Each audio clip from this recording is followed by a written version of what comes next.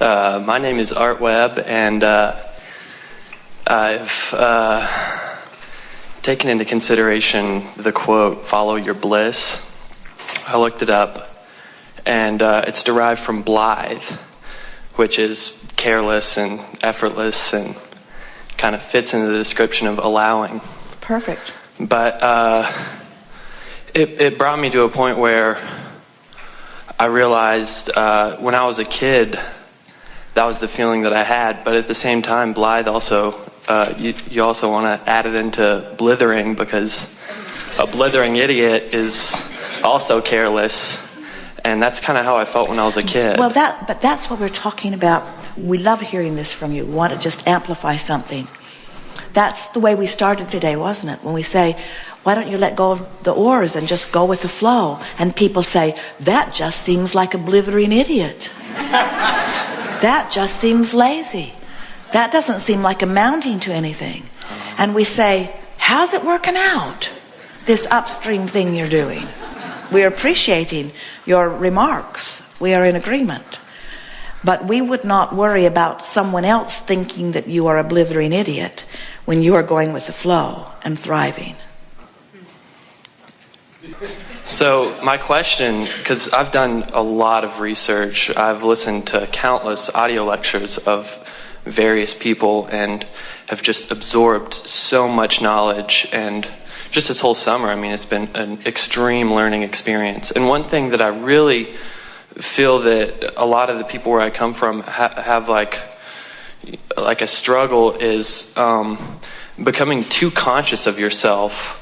Like, I remember when I was a kid, people used to make fun of, and I didn't know I had big ears, or, you know, like, and then they would point it out, and then I would notice, or like, for instance, you know, everybody wakes up in the morning, they're like, oh God, does my hair look good? You know, and if your hair doesn't look good, then you're like separating yourself from feeling good, because you're like, oh no, is my hair, oh. And it doesn't even matter if my hair looked good or not, because when I was a kid, my hair probably looked ridiculous, you know, like, but I was still like vibing and doing my thing. And so you're saying to us that when you were a kid, that you had your priorities in a better place because you were joyful and you cared about how you felt more than you cared about how your hair looked, until the socialization began to take place. And you began to care more what other people think. And what you're getting at is when people behold you and have a response to what they see and give you feedback about what they see, if you come to care more about how they feel about you than you do about how you feel, now you get trained out of your own guidance system. It's the whole point that we're making, and you're making it even better than we are. So the question is, how could someone come forth as a child, tuned in, tapped in, turned on? We see you. You're pure positive energy. You're born into the physical environment. And just by nature of what you see here, you separate a little bit. Then you go to sleep and you're one stream. You wake up, you separate a little. The longer you live and the more you worry about your hair and the more you worry about what other people think about you and the more separated you get, the more you push and worry and fuss, then you learn how to meditate and you stop thought, which means you stop resistance and you close the gap. You criticize, you widen the gap, you appreciate, you close the gap. So by being aware of the way you feel, you can begin to control your bliss. You can maintain it, in fact. But it requires something that we think you're pointing out brilliantly, and that is you cannot take into your vibration what other people think about you, because they have no way of accurately assessing you. Beauty is in the eye of the beholder, and so is ugliness, so is criticism, so is blithering idiotlessness. In other words, how someone beholds you is about what they're doing with their vibrational gap, has nothing to do with you. When you are in alignment with who you are, you evoke the best from people. Esther loves going anywhere with Jerry. She loves being in a restaurant, just the two of them, with Jerry, and watching him honor and solicit upliftment from the people that they interact with. She loves watching him take an interest in them, a sincere interest. He's not trying to fix something that's broken. He is sincerely interested in them. And then he will ask them a question that they will feel honored to answer, and then he will take an interest in their answer. And next time they come back by the table, he will say, "What did you mean about that?" And Esther watches them walk away again and again, taller and surer and stronger and happier. And she looks at him and feels such love for the innate uplifter that he is. But it's because he's in alignment with Source. And in his alignment with Source, he sees only opportunity to help others come into alignment, you see. Much of the world does not behave that way. Not because they're not nice, and not because they're not good, and not because they are not innately well-meaning, but because they're out there raw and ragged, separated from who they are. And when you're not in alignment with who you are, you don't have anything to give another. So what happens to so many people is that they're out there raw and ragged themselves, running around with other raw and ragged, disconnected people, trying to make their hair look good enough that somebody will think that their hair looks good enough. And we say, when you're asking somebody who's disconnected how your hair looks, they're going to find something wrong with it, no matter how your hair looks. Your hair looks good, by the way. Thank you.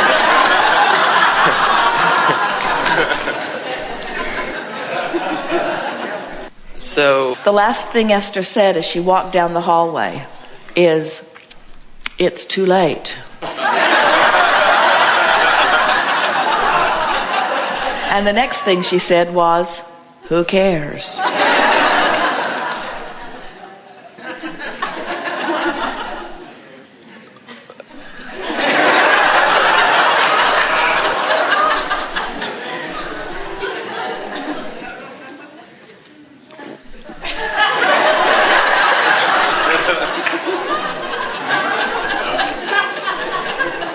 Is it cool to keep talking?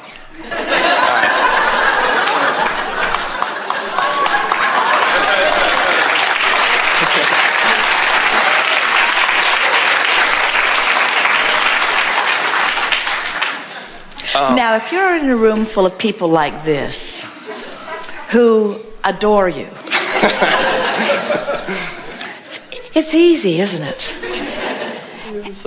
But the tricky thing is, when their love of you buoys you, then their disdain of you can deflate you. And so the trick is to not give a rip what they think. Right. So what's cool is not caring. Right. You've got that down. She sat in the chair yesterday and went on and on and on and on and on and on. We'll hear you. Right. This feeling of not caring. See, I've had like some amazing experiences probably this last 2 years. I've tried and tried and tried to like be myself. You know, you're at a party, there's dancing going on. You're like, man, I'm just not feeling myself. You know, and in a way, like that going upstream or paddling, it's kind of like you're putting on yourself. You're trying to be yourself, and people are like, dude, you're being phony. Or like, I play music, I'm a musician, and one of the hardest things to do is to play as though you're not playing for the audience. And in a way, when you're visualizing, or at least for the people that I speak of, when they're visualizing and they become conscious of negative aspects in their surroundings, they notice them and they try to forget them, but they're obviously there and they know that they're being noticed. And when you're on stage and you're playing music, it is one of the hardest things to act like you don't care about the audience. Well, you can't act like you don't care. You have to sincerely not care. And this is tricky because people have been trained to care. It isn't that we want you to not be kind, and it isn't that we want you to not uplift. It's that we want you to understand that unless you've cared most about alignment with self, then you have nothing to give anyone else anyway. Sometimes people come to a gathering like this and they say, Abraham, you teach selfishness. And we say, yes, we do. Because if you're not selfish enough to demand your alignment, then you don't have anything to give anyone. As we talk to musicians or artists of any kind, there are so many different avenues. The thing that we most want to help them remember is that as you've been living your life, you've been creating your dream. And this dream of what you want has been amassing. And when you are looking toward it and you are finding vibrational alignment with it, you are so compelling. You send out a vibrational signal to the boundaries of the universe, and you cannot help but have your success. But what so many do, whether they are authors or musicians or artists or politicians, they want to take a poll of the environment to see what others want from them. And then they try to contour themselves to meet that need. People will tell you that all the time. Find a need and fill it. And we say, it is exactly the opposite of what we know to be. We would say, find what life has caused you to become and vibrationally match it. And the masses who are a match to you will beat a path to your door, you see. And when you think back of the bands or the individuals who have really made it, in every case, they were renegades. They were entrepreneurs that moved out ahead of the crowd. In other words, they were those that did something their way and were not contained or controlled by the disdain that the establishment gave them. And in every case, they reached out beyond, and in every case, the majority of people said, oh, you should not do that.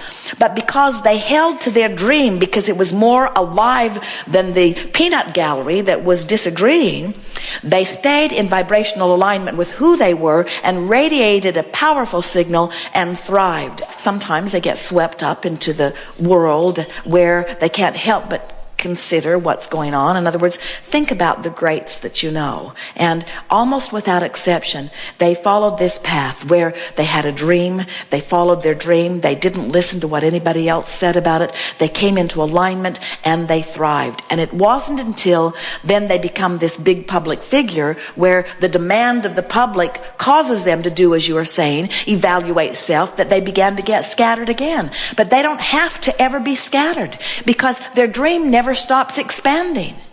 The dream never stops expanding. Those kids that have those dreams and launch them and then come into greatness, all the while they're coming into greatness, they're still launching more dreams and more dreams and more dreams. So if along the way they have figured out how to, we think the words that you would choose would be true to themselves, and it certainly is the words that we would choose too. In the ultimate sense, when that's what you've learned, which means I care more about how I feel than what you think. I care more about how I feel than what anybody thinks. I care more about how I feel than if one song sells. I care more about how I feel.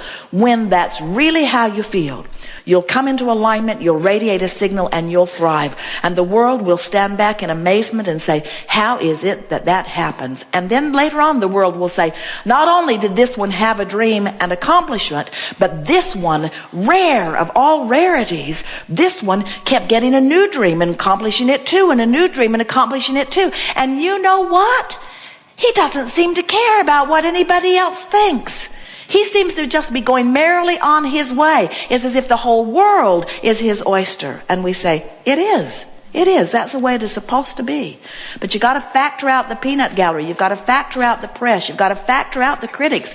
You've got to factor out the dissenters. You've got to factor out those who are not in agreement with some aspect of you, because they don't count and they don't matter and they don't know. They don't know. They don't know. But you do.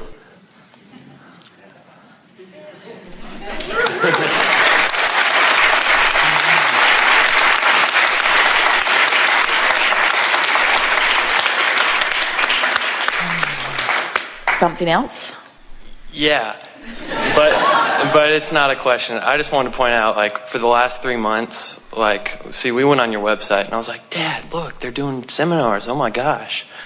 And for the past like 3 months, I was like, man, what would I ask them? And I still to this day, like, you answer questions in my head. I don't even need to be here right now. And like, I get so much done. That's probably been half of why I've been understanding so much. I'm like, oh no, they'd say that. They would already answer it like that. Well, that's a good answer.